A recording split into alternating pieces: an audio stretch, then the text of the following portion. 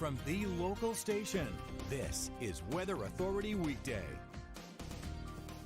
Good Tuesday morning, everyone. I'm meteorologist Mark Collins. We are kicking off this morning with a look at the weather and also going to be talking about some crazy autonomous sailing hurricane tracking devices out in the Atlantic.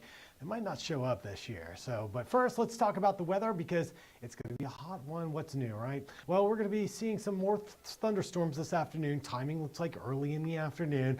We'll start to sizzle after lunchtime as we'll see those high temperatures reaching the low 90s. So count on a sunny start. It's pretty nice out there right now with temperatures in the 80s, mid 80s, but we'll soon be dealing with those 90s like we have seen for the past couple of weeks. Rain chances will be very low across some of our southern zones today. So you're probably not going to get much rain from around St. Augustine southward. Maybe a few isolated thunderstorms that would be brief around Palatka. The better zone for rain from areas around Green Cove Springs over to Baldwin and the McClenny area, and then along the I-10 corridor up into southern Georgia. So we're looking at movement from the southwest to the northeast with a pretty good coverage late this afternoon from Jacksonville northward into southern Georgia.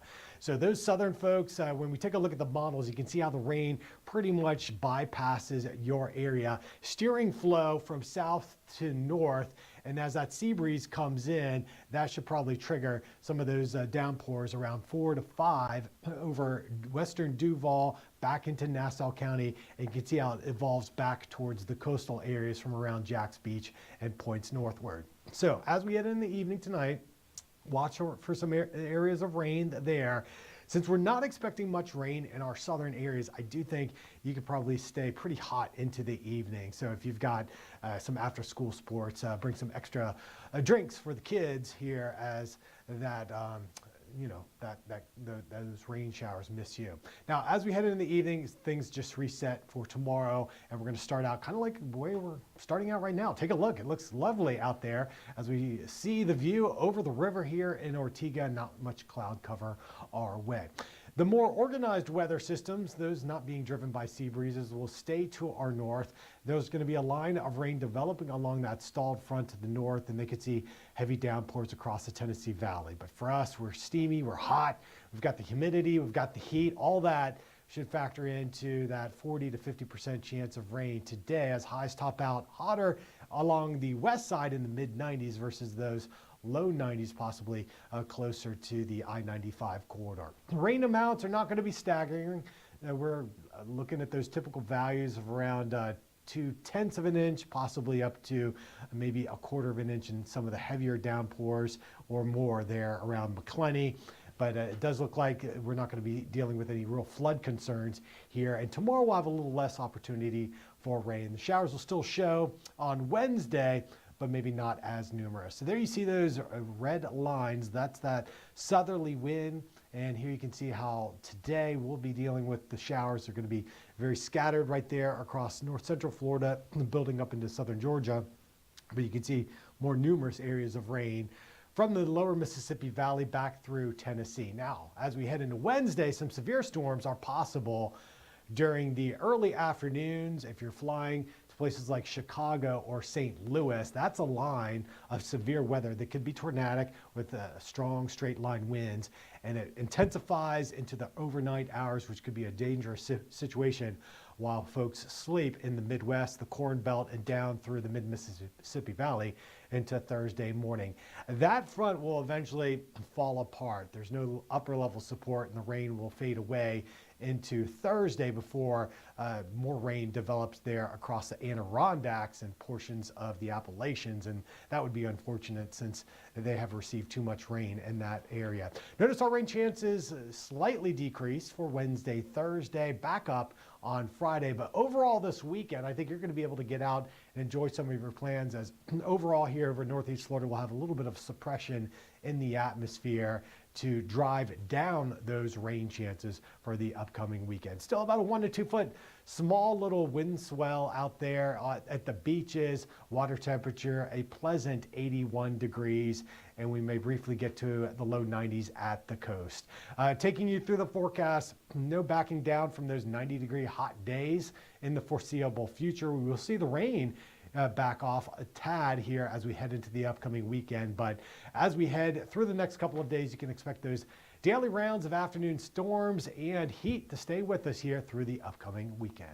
All right, so coming up, I mentioned how there's a critical hurricane gathering data drone that has been sailing the oceans for several years now, and they were actually launched right here in the Jacksonville area, but they will be missing this year. So a critical piece of data that goes into the forecast models. We're going to be looking at the Sail Drone project and also take a look at what could become a second hurricane, not in the Atlantic, but in the Pacific, when I see you in just a bit. Hey everyone, we're back. All right, so we're going to focus our attention on the tropics now. Good news is there is nothing out there in the Atlantic basin. There's very few tropical waves. There's nothing expected to develop over the next 7 days. There's some high winds over the Caribbean Sea, but that's fairly typical with the trade winds there. And there you see Eric. This is the tropical storm in the Pacific, and you can see the swirl of clouds there near Mexico. The Gulf of Tehuantepec is that little niche just to the south of Honduras, and that is the system that is going to intensify into a hurricane. Now, when we talk about systems in the Pacific, they do not cross back into the Atlantic. There have been some rare situations where they have managed to get through and kind of regenerate in the Atlantic, but that's an extreme case. Now, we are not expecting to see any winds from that system. There you can see the areas in orange. Those are the higher winds just from trade winds blowing across the Caribbean Sea. Off of Venezuela, there's areas of low pressure that typically establish, and that creates that pressure gradient there in the Caribbean. Very classic setup here for this time of year. Now, back into the Pacific. This is the storm that will not be crossing into the Gulf of Mexico, but it will be approaching Acapulco. So the reason why I'm talking about this is if you've got plans to Mexico, the area from Salina Cruz, places like Puerto Escondido, those are all areas that could see some heavy rains for Wednesday and Thursday. So there you see it staying well south of the Gulf of Tehuantepec, but then moving closer to mainland Mexico, which would be in that Acapulco area. So future forecasts here, like I said, looking pretty good. But I want to talk more about that Sail Drone project, because there were some drones that for the past several years have been plying the waters in the Atlantic. You can see the orange here with instruments on the top of this blade. That's actually a solar-powered autonomous sailing vessel that has an array of instruments on it that measures the wind, it measures the pressure and the sea heights, and it sails right into the middle of powerful hurricanes. It first did this in 2021 with Hurricane Sam, and this was the video. You can see some of this video online on NOAA. It's incredible because the seas were initially calm, and as it moved into the center of the storm, not only was it measuring that pressure dropping like a rock and the winds increasing in that inverse graph profile that is so classic of a hurricane, but it showed the tempest, the waves swelling 40 feet high, in spots even higher. And this is something that had never been seen before. And what's remarkable is not just the visuals, but the data that comes out of that. Hurricane hunters cannot fly that low, right? They cannot touch the water, but it's that water-air interface which is critical for storm intensification. How much warm moisture is coming out of that ocean determines how quickly a storm could rapidly intensify. And that's a key missing ingredient that cannot be ascertained without this sailing instrument. Well, the bad news is today CNN is reporting that a NOAA spokesperson said Sail Drone will not be used this season. They were saying that they were unable to bid on a contract. Now, those of you in the government space know you put out RFPs, and for companies this year, I've talked to several people that have been responding to requests for proposals, and it's been pretty dodgy. Sometimes they're put out and then pulled, but it's been very hard for companies to respond to these RFPs. So maybe that's the situation with Sail Drone. It is very unfortunate, whatever the cause of them not being able to sail this summer.